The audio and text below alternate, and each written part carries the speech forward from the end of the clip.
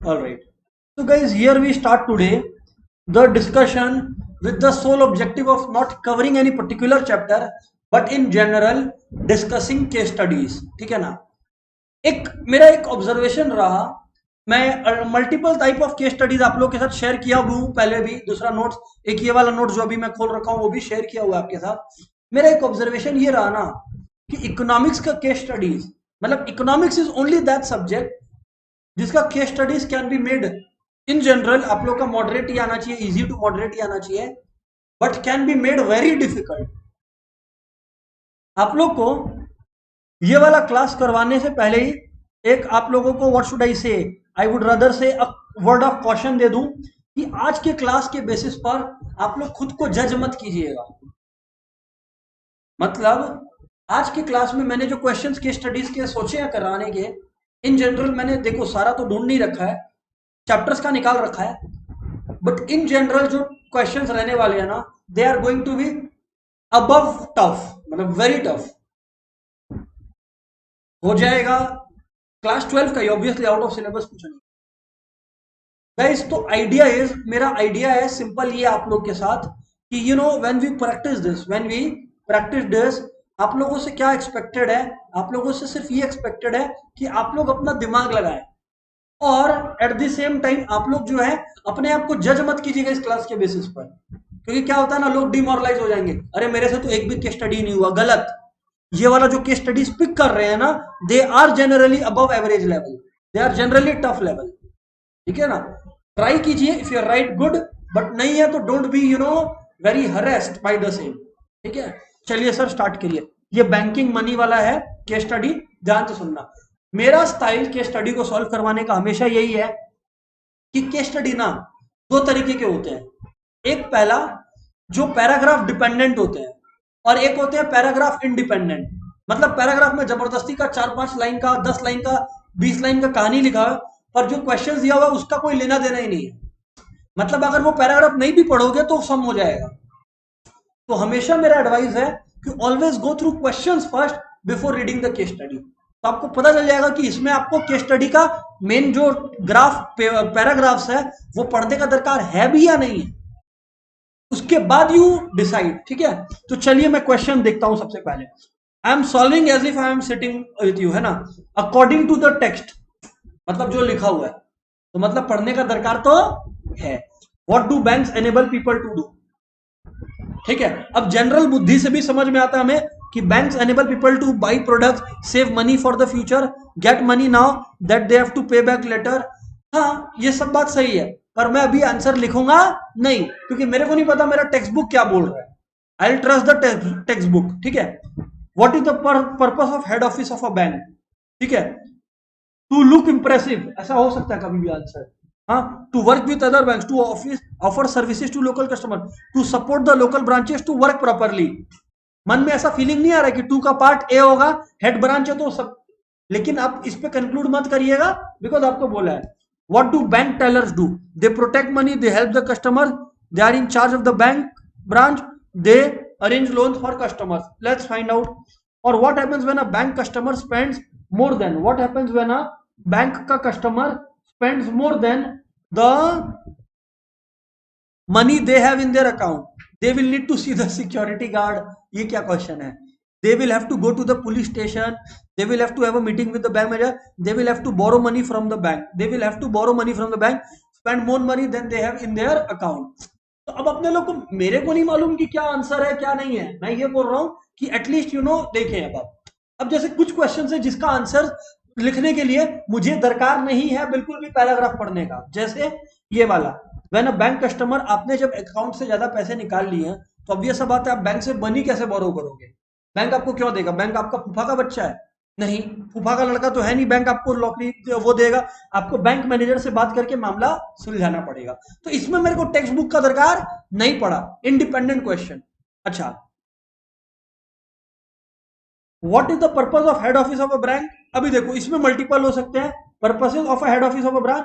इसमें मेरे को पता है यार ये सपोर्ट करता है लोकल ब्रांचेस को, तो इसमें मेरे को पढ़ने का दरकार नहीं है। दरकार तो मेरे को बैंक टेलर्स का भी नहीं है, पर अपने पहले टेक्स्ट बुक पढ़ते हैं और उसके बाद देखते हैं कि अपने को कुछ आंसर मिलता है नहीं। तो गाइस समझ रहे हो, आप लोग जा रहे हो अब केस स्टडी पढ़ने, अगर चारों ही सॉल्व हो गया होता तो क्या केस स्टडी पढ़ते क्या भाई, सॉल्व हो गया तो अब निकलो आगे। समझ आ रहा है ना? चलिए अब हम लोग पढ़ते हैं। अच्छा, और थोड़ा सा स्वार्थी बनिए, आपके पास दो आंसर नहीं है तो क्या आप जबरदस्ती का पूरा पैराग्राफ पढ़ोगे क्या? What do bank enable people to do, मेरे दिमाग में ये क्लियर है। चलो अब अपने इससे रिगार्ड में आगे बढ़ते हैं सर, है ना? Banking and banks are very important for functioning of bank, without bank the way we use money would not work. Bank आ गया, bank enable people to save money, borrow money and to pay with ease and security. Save, borrow and pay for with ease and security. देखते हैं save, borrow and pay with ease and security. Save, ठीक है, बोरो and पे letter, तो आप बाद में पे भी कर सकते हो। तो इसका मतलब मैं आपको बोल सकता हूं कि मेरा answer all of the above permit कर रहा है, क्योंकि देखिए ना मेरे को अलाउ कर रहा है, सेव करो, बोरो कर लो आज, जिससे पे फॉर थिंग्स विथ इज। पे फॉर थिंग्स विथ मतलब क्या, बाई करने का परमिशन दे रहा है, तो ऑप्शन क्या हो गया, डी हो गया। एक और निपट गया। अभी क्वेश्चन आ रहा है कुछ बैंक टेलर्स का, आपको याद है क्या बैंक टेलर्स का, है ना, कि what do bank teller do. देख लेते हैं पैराग्राफ में अपन को आंसर मिलता है क्या। अगर पैराग्राफ में आंसर मिल गया तो we are happy with the same, अगर पैराग्राफ में हमें आंसर नहीं मिलता तो we will have to dive deeper, ठीक है ना? आइए देखते हैं। People often have to visit the local branch of the bank when they want certain services, ये हो गया। दे एज वेल, ये टेलर वर्ड का है, most customer also if they want to borrow money, कहां पे है,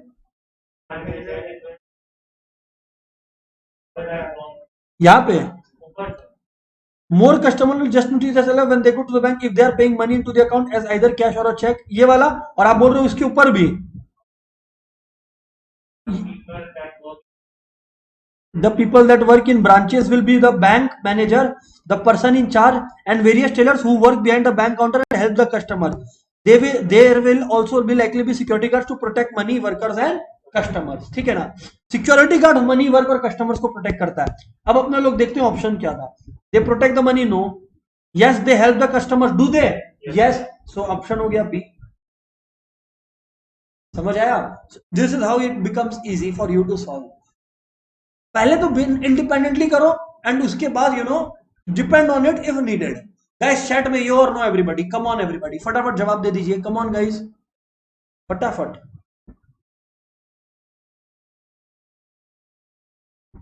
फटाफट गाइस, क्लियर है ना?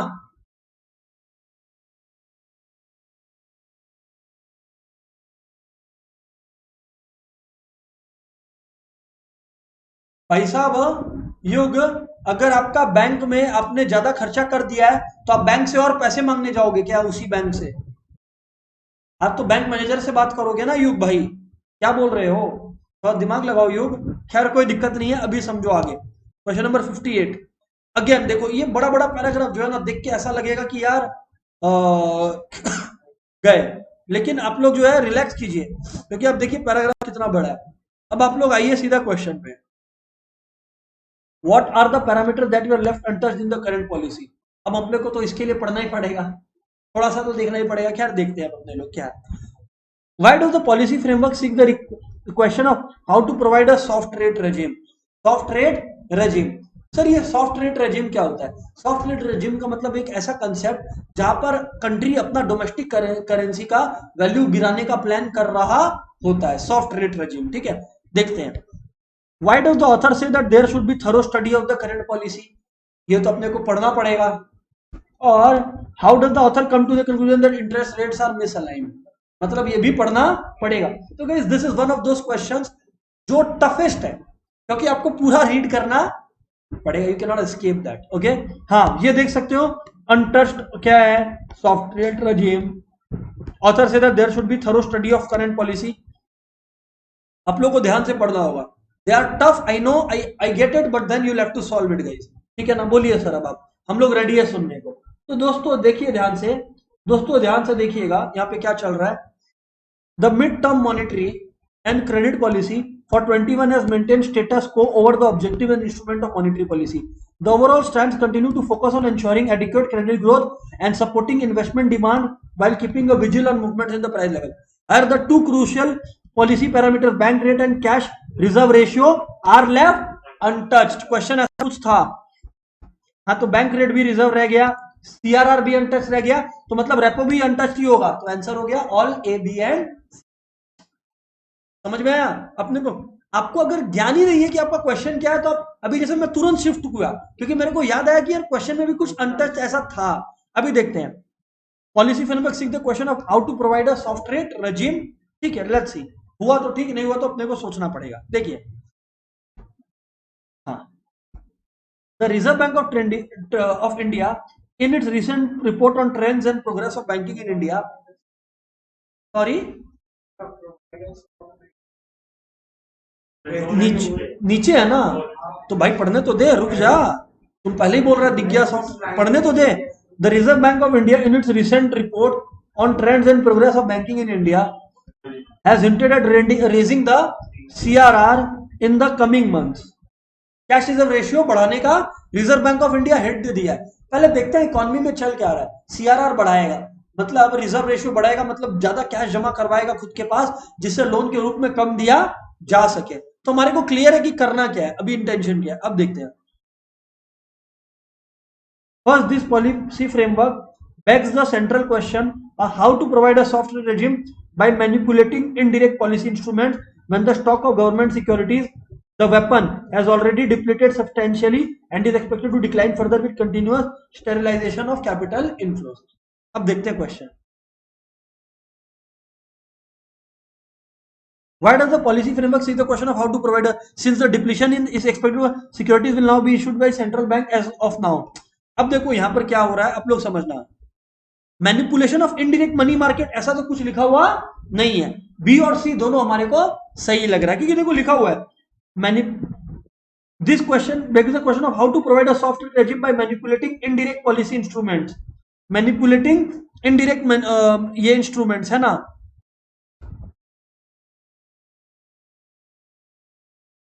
कहा गया, ये रहा। Seeks the question of how to provide a soft regime by manipulating indirect policy instruments when the stock has already depleted and is expected to decline further। मतलब गवर्नमेंट का स्टॉक जो है वो कंटिन्यूअसली डिक्लाइन कर रहा है, और decline कर रहा है तो और सिक्योरिटीज तो एक्सपेक्टेड है नहीं कि इशू होगा, इसीलिए ऑप्शन है बी और सी।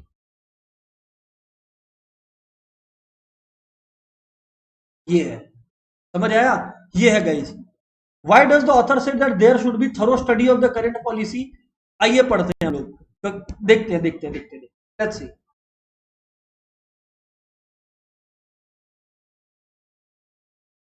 A few leading private bankers have already expressed their unwillingness to reduce lending rates even if their official rates are even if the, मतलब अगर बैंक्स अपना लेंडिंग रेट रिड्यूस कर भी दे तो ये लोग बोल रहे हैं कि हम लोग तो अपना ऑफिशियल रेट्स रिड्यूस नहीं करेगा। मतलब प्राइवेट बैंक्स बोल रहा है कि हम लोग अपना नहीं रिड्यूस करने वाला, ठीक है। As demand for credit now is influenced by factors beyond interest rate, the issue calls for a thorough study। आ गया क्वेश्चन कि why does the author, यहाँ पे आया था ना, why does the author say that there should be a thorough study। आ गया ना, thorough study क्यों चाहिए। Demand for credit is only influenced by change in interest rate, नहीं, यहाँ पे तो लिखा है influenced by factors beyond interest rate, तो मेरा यह आंसर तो नहीं है। Can ensure reduction in interest rate is not sufficient to boost credit off take, नहीं। एक्चुअली में आप लोग ध्यान दीजिएगा, अगर आप लोग ध्यान दीजिएगा तो यहाँ पर जो क्वेश्चन है वो क्या लिखा हुआ है, यहाँ पर may not ensure larger credit off take, यहाँ पे लिखा हुआ भी है reduction may not ensure larger off take, तो यानी कि ये वाला जो ऑप्शन है वो भी सही नहीं है। Can ensure larger credit off take, देखो क्वेश्चन क्या है, why does the author say that there should be thorough study of current policy for present policy can help achieve the objectives. One can ensure multiple rates reflecting the existence of a number of financial instruments with a continuum of maturity and risk profile. मतलब आप लोग समझना यहाँ पर क्या बोला गया। अब अपने पास ऑप्शन में क्या बचा है, 2 या 3। अपने को देखो, अब दिमाग लगाओ आप लोग, 1 तो करेक्ट है नहीं, तो मतलब ये वाला ऑप्शन खत्म, ए खत्म, ए आंसर हो नहीं सकता, ठीक है ना। अब बी देखते हैं, क्या बी मेरा आंसर हो सकता है क्या। बी में भी ओनली 1 है, तो बी भी मेरा आंसर नहीं हो सकता। मतलब मेरा आंसर है क्या, तो 2 और 3 दोनों ही सही है या फिर एक सही है। अब अगर आप लोग दिमाग लगाओगे तो 2 और 3 तो एक दूसरे के अपोजिट बात कर रहा है कि can ensure is not sufficient to boost, क्या दोनों कभी भी आंसर हो सकता है, नहीं, तो ये भी निकाल दीजिए। तो आंसर क्या आ गया? इसका कंडीशन क्या था? इतना कॉन्फिडेंस कैसे आ रहा है सॉल्व करने में? बिकॉज आप लोग मेरे साथ साथ पूरा रीड किए हो। आपकी जिम्मेदारी है कि एग्जाम में भी रीड करो if the question demands it. अगर क्वेश्चन नहीं डिमांड कर रहा है, सीधा आंसर मालूम है, एंजॉय। ठीक है ना गाइस? अभी तक आप लोग मेरे साथ है क्या? यू और no in the chat? Come on guys, फटाफट जवाब फेंकिए चैट के अंदर guys. Come on come on.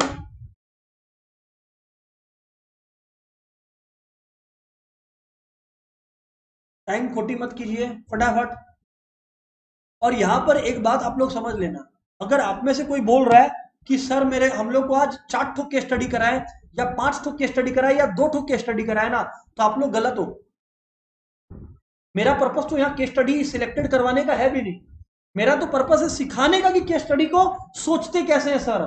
कुछ जगह पे मेरा अप्रोच रहता है कि भाड़ में जाए पैराग्राफ, मेरे को आंसर मालूम है, जैसे किए थे अभी। कुछ में मेरा अप्रोच रहता है यार बिना ये वाला क्वेश्चन पैराग्राफ के बिना हो ही, अभी भी एक पार्ट बाकी है।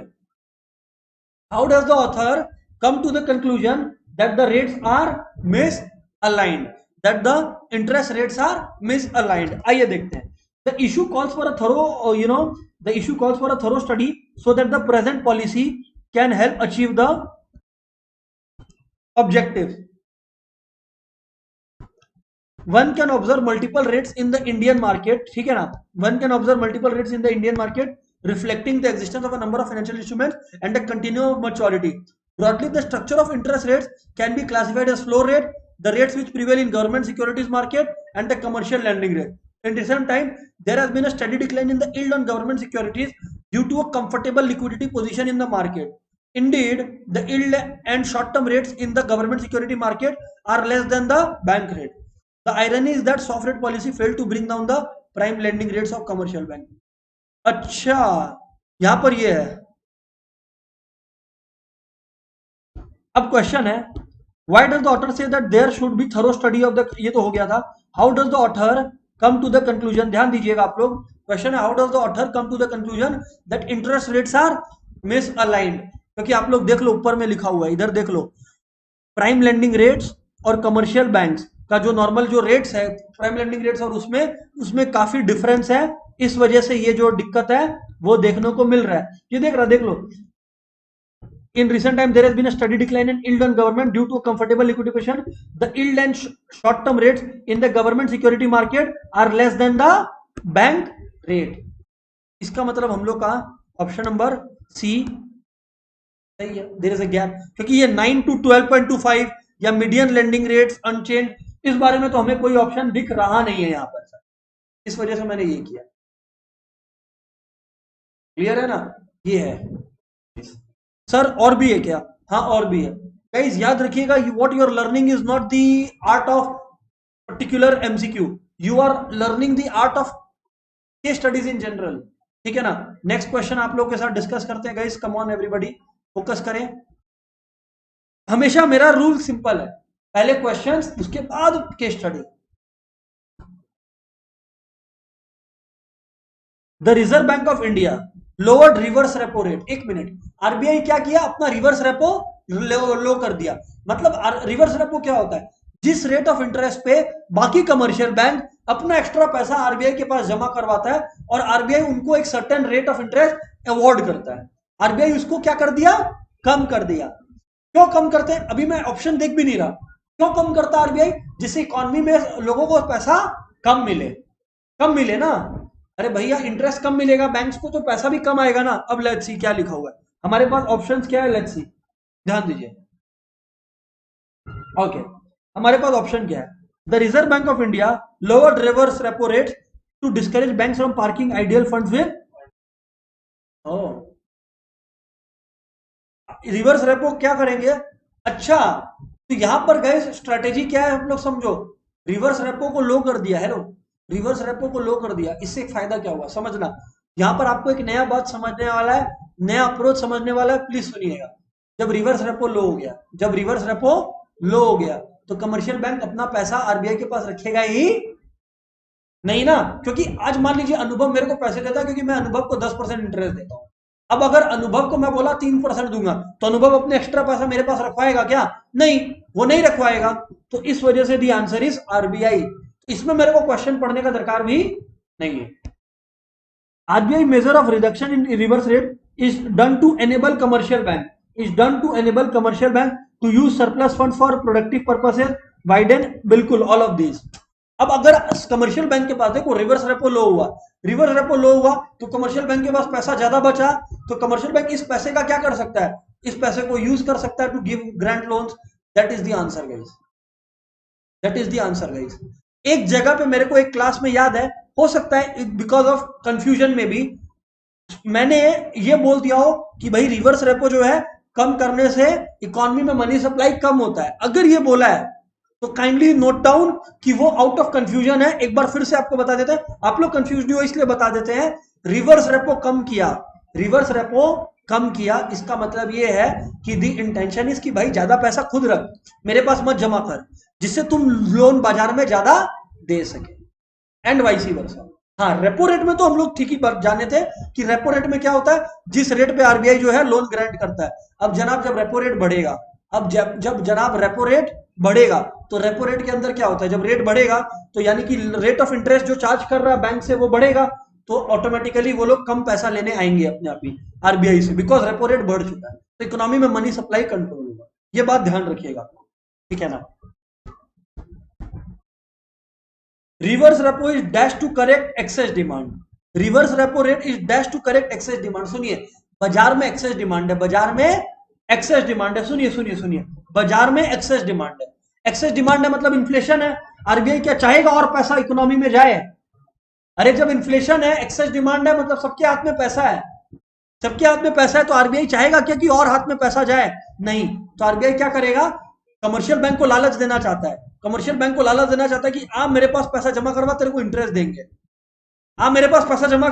इंटरेस्ट देंगे, कमर्शियल बैंक भी लालच से भागे भागे आता है और जमा करता है। तो इंक्रीज किया तभी तो आया ना, क्योंकि कमर्शियल बैंक को पता है इससे ज्यादा तो आरबीआई के पास पैसा रख के कमा लेगा। So the answer is increase. दोस्तों आप लोग देखिए, अभी तक हम लोग केस स्टडी में झांके भी नहीं है। When reverse repo rate is reduced, reverse repo rate reduce हुआ है, मतलब इससे लोगों को देना, discourage commercial bank to park surplus fund, encourages, obviously discourage commercial bank to park surplus funds with RBI. जब मेरे को ज्यादा इंटरेस्ट मिलेगा ही नहीं आरबीआई से, रिवर्स रेपो क्या है, जो मुझे आरबीआई से रेट ऑफ इंटरेस्ट मिल रहा है, अगर मुझे वो मिलेगा ही नहीं या कम मिलेगा, तो मैं क्यों अपने फंड्स को पार्क करने की कोशिश करूंगा? आप बताइए ना मुझे, आप ही बताओ ना मुझे। माय डियर फ्रेंड्स, आप लोग को प्लेजेंटली सरप्राइजिंग लगेगा कि इसमें तो हम लोगों को बिल्कुल भी पढ़ना नहीं पड़ा, and yes we have done it successfully full. Guys crystal clear है क्या, कैसे कैसे होता है, you know the world of case studies? बताइए, are you in the jive or not? Come on everybody, फटाफट गाइस, पूरा दिन नहीं है आज। ऑल राइट सर,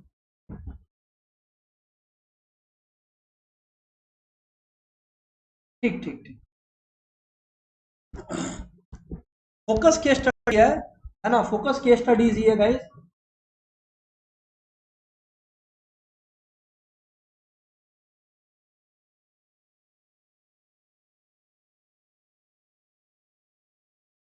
आइए देखिए, क्वेश्चन नंबर 48 में करवा रहा हूं आप लोग को, आप लोग प्लीज गौर फरमाइए, ध्यान दीजिएगा और पार्टिसिपेट कीजिएगा, ठीक है ना। क्वेश्चन नंबर 48 करवा रहे हैं आप लोग, बोलिए sir.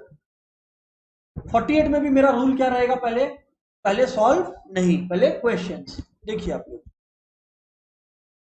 According to passage what is the largest source of public revenue. According to the passage मतलब सीधा बोला, टेक्स्ट उधर जाके पढ़। अकॉर्डिंग टू द पैसेज हटाओ, in the passage, according to the passage, मतलब आपको चिल्ला चिल्ला के बोल रहा है भाग जाओ ऊपर, इधर पे मत देखना। तो देखते हैं, हेल्प द अच्छा, पहला है what is the largest source of public revenue. अब पैसेज के अनुसार बोला है तो यार हम लोग को फिर कोई बोलने का अधिकार ही नहीं है, ठीक है ना। कहां गया भैया? According to traditional public finance is the branch of economics which deals with the income and expenditure of a public sector organization, normally government or federal organization. In the words of Ye, the investment in the source of revenue have also increased. Taxes are levied not for raising the revenue alone, but are used as an important instrument of economic policy. Taxes बोल दिया important instrument, मतलब यहाँ पर option में था what is the largest important source of public revenue, taxes. अब ऐसा मत एक्सपेक्ट करना तुम इंग्लिश का एग्जाम नहीं दे रहे हो कि एग्जैक्ट सेम वर्ड बोलेगा। You will have to be smart enough to guess. Okay, which of the government instruments, economic instruments, have the government in meeting the budgetary deficit? Okay, let's find it out. Budgetary deficit. अच्छा, deficit हो गया, एक minute पहले अपने कुछ common sense भी इस्तेमाल करें। आप लोग क्या बोलते हैं, इस्तेमाल करें क्या? सर करें। आज अगर आप लोग देखोगे डेफिसिट का मतलब पैसे कम होना, तो आपको ये, आज मान लीजिए मेरे पास पैसे कम है, मैं एक दुकान में गया है ना पारस के साथ, और मैं पारस को बोला कि भाई पारस मेरे पास तो 10 रुपए कम पड़ रहे हैं। उस समय मैं पारस को पैसे दूंगा या पारस से पैसे लूंगा? लूंगा ना, डेफिसिट में पैसे लेना होता है। यहां पर बोल रहा है पब्लिक रेवेन्यू, फाइनेंशियल एडमिनिस्ट्रेशन, और ये क्या लिखा हुआ है, तो कोई सेंस ही नहीं बनता इसका। पब्लिक रेवेन्यू या पब्लिक डेट, भैया डेफिसिट आया, डेफिसिट कैलकुलेशन में आपने रेवेन्यू माइनस कर लिया ऑलरेडी, तब ना डेफिसिट आया। तो अब आप अपना डेट लेंगे ना, अरे डेफिसिट आ गया है इस बार, तो उसको ठीक कैसे करेंगे, एक्स्ट्रा पैसा कैसे खर्चेंगे, उधार लेकर ना। तो दी आंसर इज डेट। इसमें मेरे को पढ़ने का दरकार नहीं फील हुआ,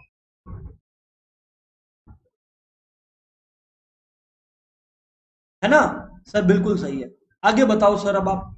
इन the passage according to the traditional concept of finance, है ना, its main work is to what, its main work is to do what. देखो ध्यान से, main work, its main work is to, according to the traditional concept of public finance,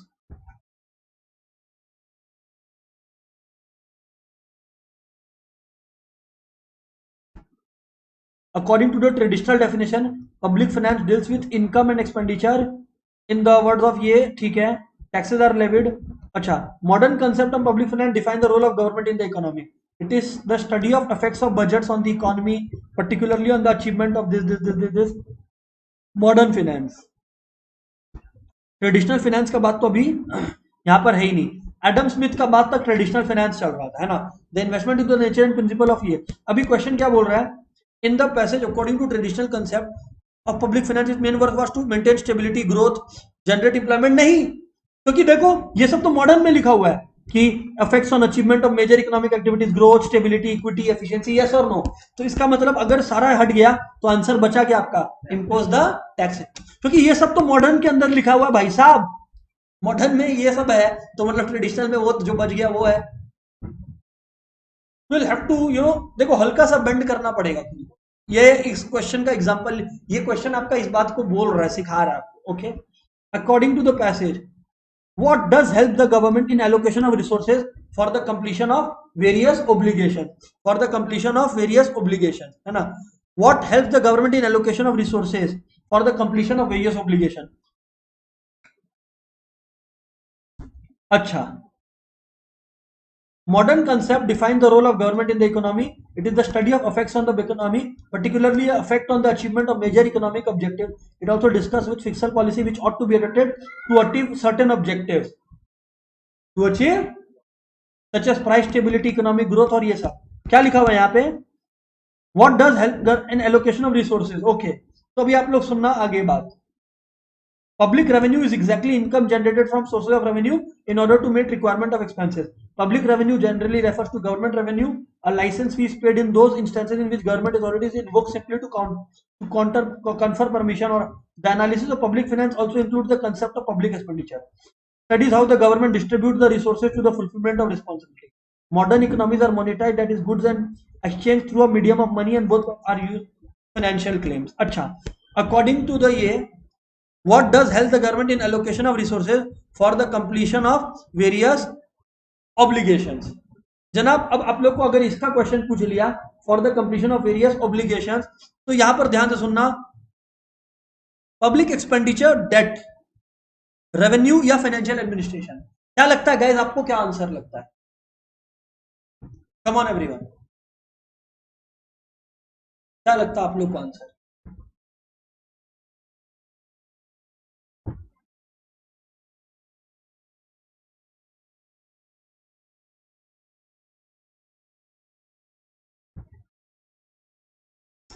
sir एक बात बताना, यहां पर तो रोशनी बोल रही है कि रोशनी को लगता है ए, व्हाट अबाउट अदर्स?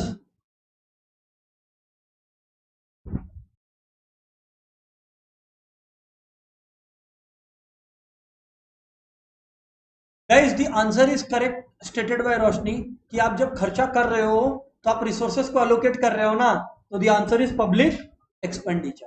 ये करेक्ट आंसर है, ठीक है ना। क्योंकि आप जब खर्चा कर रहे हो, आज मान लीजिए मैं खर्चा किया एक पेन पर, दो कैमरा पे, तो मैं रिसोर्सेस को अलोकेट भी तो किया ना, खर्चा जब किया। तो public expenditure, Roshni, you have given the correct answer, ठीक है ना। तो ये था गाइस इस चैप्टर से कुछ केस स्टडीज। आगे बढ़ो सर, अब आप BOP. I hope guys you are able to understand कि चल क्या रहा है यहाँ पे डिस्कशन। हाँ सर, समझ में आ रहा है, आगे बोलो अब आप। ये हो गया।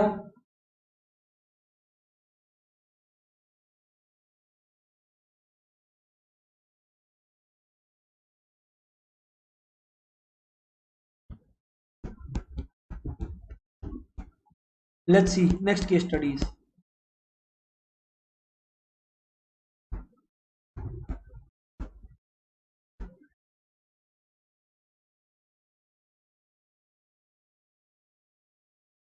आइए, how much physical deficit has been projected by the central government in this year. Paragraph से मिलेगा, रट्टा वावा नहीं है अपना। States focus on bolstering capital expenditure in which of the following sector. अपने को उसमें ही देखना पड़ेगा। Which of the following to biggest crisis happened in recent decades, उधर देखना पड़ेगा। Which of the following is true according to the passage. हाँ, इस पैसेज देखना पड़ेगा, ठीक है ना। आइए सर देखते हैं। सबसे पहले पहला question, how much physical deficit has been projected by the central government. आइए देखते हैं दोस्तों।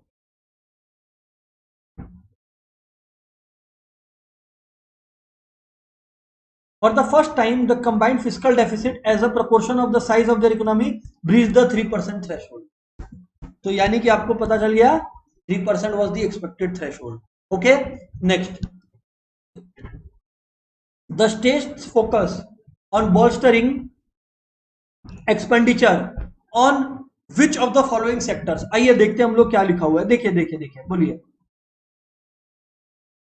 ये हो गया टेकिंग ऑन मैसिव, ये massive taking on the massive debts of their chronically loss making power distribution as part of Uday restructuring exercise has surely dented the state's fiscal health, but it is important that such funding remains sustainable and states stay solvent. Tepid economic growth hasn't helped and states have had to resort to higher market borrowings after the center hiked their share from tax inflows to ये, ठीक है। ये हो गया। कहाँ क्या लिखा हुआ है और? हाँ,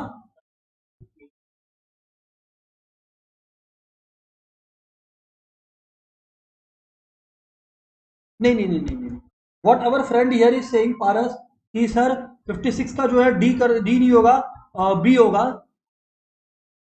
ध्यान से सुनिए। How much physical deficit has been projected by the central government in this year, ठीक है ना। For the first time the combined fiscal deficit as a proportion of size of their economy reached the 3% recommended as a fiscally prudent limit by successful financial commission. The RBI has warned that state expectation to revert to the 3% mark budgets may not be realized. तो states expectation to revert to the 3% mark, कि 3% achieve कर लेंगे, has not been realised. फिर क्या हुआ, last में क्या लिखा है, while the head has projected a fiscal deficit of इतना for this year, states expected this। Question क्या बोला है? अच्छा, इन दिस ईयर भाई सेंट्रल गवर्नमेंट लिखा है ना, तो गैस 3.2% यहाँ ऑप्शन में ही नहीं दिखा मेरे को, 32% लिखा हुआ है, तो इस वजह से 3% मार्क किया। अगर 3.2 होता तो लिख देते। आप लोग चिल्ला रहे हो 3.2, बट 3.2 है नहीं यहाँ पे। तो अदरवाइज हाँ, अगर रहता, अगर यहाँ पे मान लीजिए कि टाइपो एरर रहता और ये 3.2% होता, तो आप 3.2% ही मार्क करके आते, फिर तो मेरे को इसमें कोई डाउट नहीं है, ठीक है ना। इस वजह से मैं 3% को चिपका रहा। Okay, states focus on bolstering capital expenditure in which of the following sector. State कहां पे खर्चा करना चाहता है, देखिए। As want the states expectation, ये टू स्टेट, ये while the government has projected a fiscal deficit इतना से ये taking on the massive debt of the chronicle of power distribution companies as part of Uday restructuring exercise steered by the center, है ना। उदय restructuring exercise centre given by the structure। तो अब आप लोगों को क्या लगता है गाइज, इसमें क्या आंसर होगा? बी का आंसर अभी तक आप लोग को रेडी होना चाहिए, थोड़ा सोच के दीजिएगा प्लीज।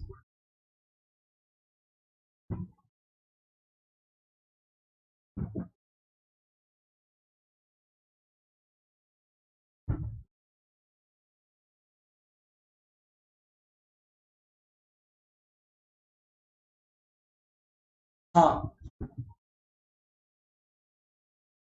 ध्यान से सुनना।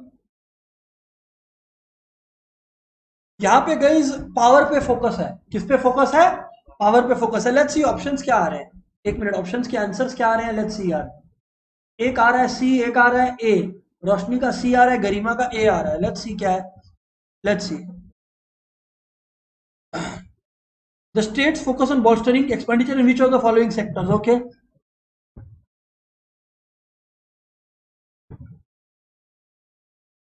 रोशनी आप बताएं, आपको ये ट्रांसपोर्ट वाला कहां दिखा? क्योंकि आपने डी लिखा है ना रोशनी। पावर वाला तो सबको दिख गया, ये रहा लॉस मेकिंग पावर डिस्ट्रीब्यूशन। हो सकता है मेरे से भी इग्नोर हो गया हो, इसलिए रोशनी से मैं पूछ रहा हूं। रोशनी ट्रांसपोर्टेशन वाला कहां लिखा है?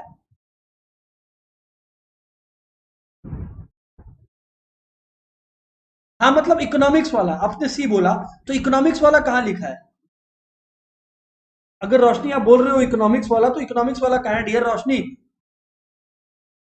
इकोनॉमिक्स नहीं नहीं नहीं नहीं, on bolstering capital expenditure in which of the following sector? Economics लिखा है, तो ये इकोनॉमिक्स तो ऐसे जनरली लिख दिया कुछ भी ये लोग। तो the answer is only one, power. Economy में खर्चा छोड़ो ना, यहाँ पे मेन जो था ये था। Which of the following to biggest crisis happened in recent decades? देखते हैं। Problem in transportation, interdisciplinary in culture, the currency tumble in 13, balance of payment trouble in 91, या मैक्रो इकोनॉमिक्स से रिलेटेड कोई फंडा। तो गाइज अब आप लोग देखिए सर, गाइज अब आप लोग देखिए ध्यान से, यहाँ पे आपका आंसर क्या होगा, ध्यान से देखिए, ध्यान से देखिए। ऑप्शंस क्या है पहले तो वो देख लो यार, है ना? ठीक है, हाँ okay.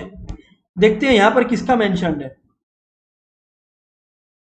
Budget may not be release based on the information, ये ठीक है। Taking on the massive debts of their chronically loss making, ये rapid economic growth hadn't helped. The N.K. Singh Patel on fiscal consolidation has recommended a focus on overall debt along with fiscal deficit. ठीक है, यहाँ पे तो नहीं है answer. एक minute रुक जाए आप लोग। क्वेश्चन क्या बोला है? Which of the following to biggest crisis happened in the recent decades? Interdisciplinary culture नहीं। प्रॉब्लम इन ट्रांसपोर्टेशन, भाई ये ट्रांसपोर्टेशन और कल्चर ये लोग बार बार क्यों ला रहा है? कहीं पे भी नहीं लिखा हुआ ये वाला। करेंसी टंबल और balance of payment trouble 1991। Let's see. हाँ 1991 का crisis, you are absolutely correct Roshni. Point ये नहीं है, मैं पहले देख ले रहा हूं कि यहाँ पे क्या है। Which of the following biggest help in the happened in recent decades? ओ ये जनरल क्वेश्चन है, ये जनरल क्वेश्चन है। ओ हम लोग इसको पैराग्राफ में नहीं ढूंढ सकते। तो गाइज करेंसी टंबल हुआ था ना 2013 में। अरे क्या आया था 2013 के अंदर नाम, आप लोग समझिएगा। 2013 के दरमियान आपका करेंसी टंबल, करेंसी का वैल्यू में चेंज आया था बहुत ज्यादा, ये आप लोग को नहीं पता है। और बीओपी ट्रबल आप लोग को पता ही है 1991 में आया था। तो यानी कि ये दोनों बात जो है वो सही है। सर करेंसी टंबल 2013 में क्या आया था? अगर वो चाहिए तो अलग से एक रिकॉर्डिंग मेरा शेयर हो जाएगा, वो देखिएगा। अदरवाइज ये जनरल अफेयर से रिलेटेड न्यूज था, हम लोग इसको पैरा में जबरदस्ती का ढूंढने की कोशिश कर रहे हैं। हाँ तो ठीक है ना, रिसेंट डिकेड, डिकेड 10-12 साल का होता है।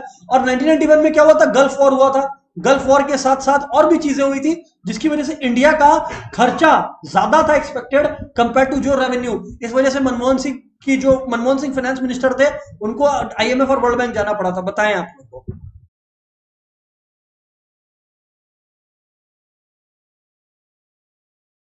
ये युग बोल रहा है 2013 में इकोनॉमिक्स सब्जेक्ट ही नहीं था हम लोग का।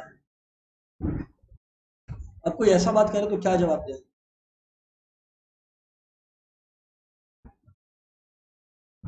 तो भाई 1991 में तुम पैदा हो गया था क्या? लिखा हुआ तो पढ़, तो तुम उसके बारे में भी रहा है ना, समझना। तो तुम वर्ल्ड वॉर के बारे में नहीं पढ़ेगा, फर्स्ट वर्ल्ड वॉर के बारे में नहीं पढ़ेगा, तब तो तुम था ही नहीं ना दुनिया में, फिर भी तो पढ़ेगा ना युग। सेम लॉजिक से 2013 में क्या हुआ था? अगर क्वेश्चन में ऑप्शन है करेंसी टंबल का, तो तेरे को मालूम होना पड़ेगा। जैसे तेरे को मालूम है 1991 का, 2013 टंबल नहीं मालूम है, करंट अफेयर्स में आया। मैं भी कितना कवर करूं, ये सिलेबस का तो कोई पार्ट था ही नहीं, बता दूंगा, अब दिखा है तो बता दूंगा, कोई दिक्कत नहीं है, पर हाँ ये इंपॉर्टेंट है, याद रखना, ठीक है ना। ऐसा तो थोड़ी है कि सर जिस दिन से हम इकोनॉमिक्स लिए उस दिन से बताइए क्या हो रहा है इकोनॉमी में, क्वेश्चन वहीं से आना चाहिए सर, वैसा नहीं होगा ना। अच्छा, ये टैपिड इकोनॉमिक ग्रोथ वाला कुछ लाइन जो था, rapid economic growth hasn't helped and states have had to resort to higher market borrowings, has helped गलत, and state had to resort to higher market borrowings, ये बी, मेरे को तो सही लग रहा है B. What say guys, exactly same statement छापा मार दिया मैं तो। अच्छा सी है क्या, चेक कर लेता हूं, हो सकता है मैं गलत बोला हूं। 42% taken influence to 42 from 32, क्या 40, हाँ बिल्कुल बिल्कुल, इसमें गाइस 47 है, इसमें 47 है, बिल्कुल सही बोल रहे हैं युग, आप बिल्कुल करेक्ट है, मैं 42 वाला नहीं देखा था, तो you know you are correct Yug, 42 से 42 फ्रॉम 32। हाँ वो ठीक है ना, बाकी स्टेटमेंट सेम है, वो ठीक है ना, बचकाना हरकत है वो सब छोड़ो, वो सब पे अपने लोग ज्यादा टाइम नहीं दे सकते हैं ना। 57 पर आते हैं अपने लोग, अगेन एज यूजुअल अपने क्वेश्चन पढ़ेंगे। विच of the following offered a safety net for primary education, primary education के लिए सेफ्टी नेट यहाँ पर कौन ऑफर किया था, government, world economic forum, question number क्या है हमारा 57, राइट, वर्ल्ड बैंक या डिस्ट्रिक्ट, ये अगर लिखा हुआ है तो देख लेते हैं, लिबरल ये सब ठीक है, accompanied by structural adjustment. Guys अगर आप लोग यहाँ पर ध्यान देंगे तो इसमें क्लियर कट दिख रहा है, spoke about liberalisation also refer to this adjustment, तो इसका मतलब कहीं ना कहीं इसका क्रेडिट जो है, देखो विच of the following offered a safety net for primary education, government, ये डिस्ट्रिक्ट प्राइमरी एजुकेशन, या ये, क्या लगता है गाइस आप लोग को आंसर इसमें, क्या लगता है गाइस?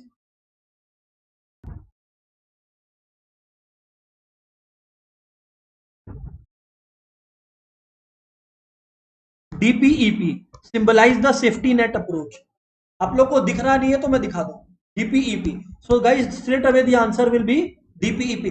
अच्छा ये आप लोग को एक नया नॉलेज मिला कि डिस्ट्रिक्ट प्राइमरी एजुकेशन प्रोग्राम ही बाद में जाके सर्व शिक्षा अभियान बना, एसएसए, ओ सर ग्रेट। अच्छा आगे बढ़ो सर, अब आप नेक्स्ट है, which of the following statement is true according to the passage, okay, purpose of adjustment was to facilitate India's integration, it was designed to cushion the, it was designed to cushion the harsh effects that structural adjustment under liberalization was not expected to cause in welfare sectors like children education and health, तो बकवास है।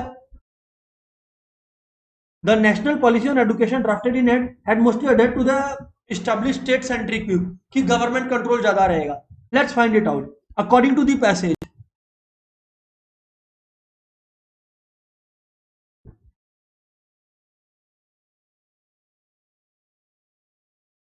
In 1991, dramatic announcement of a new policy as a structural adjustment of Indian economy was facilitate India's integration into global economy।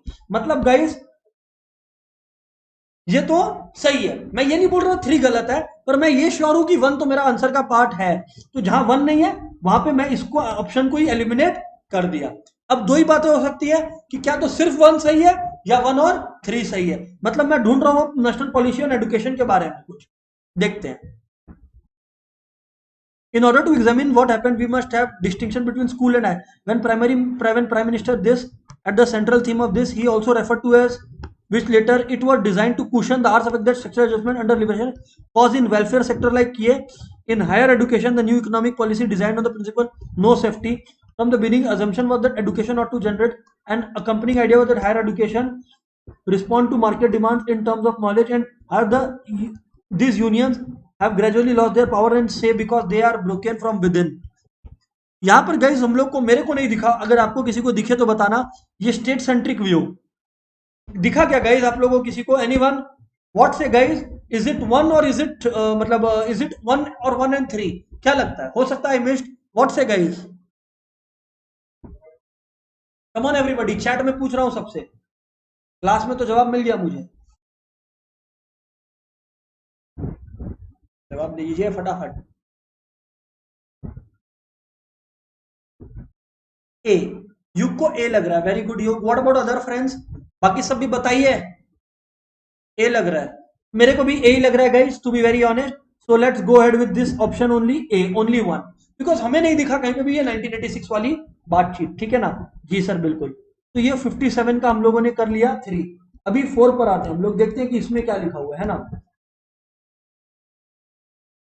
नहीं sorry 2 किया है, 3 पे हम लोग अभी आएंगे, ठीक है।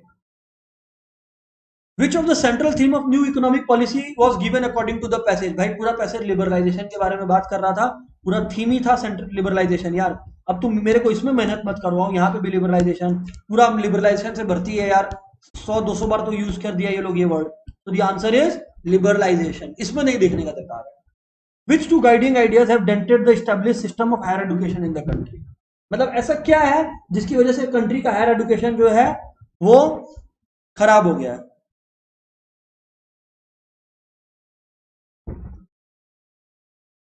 Which two guiding ideas have dented the established system of higher education in the country?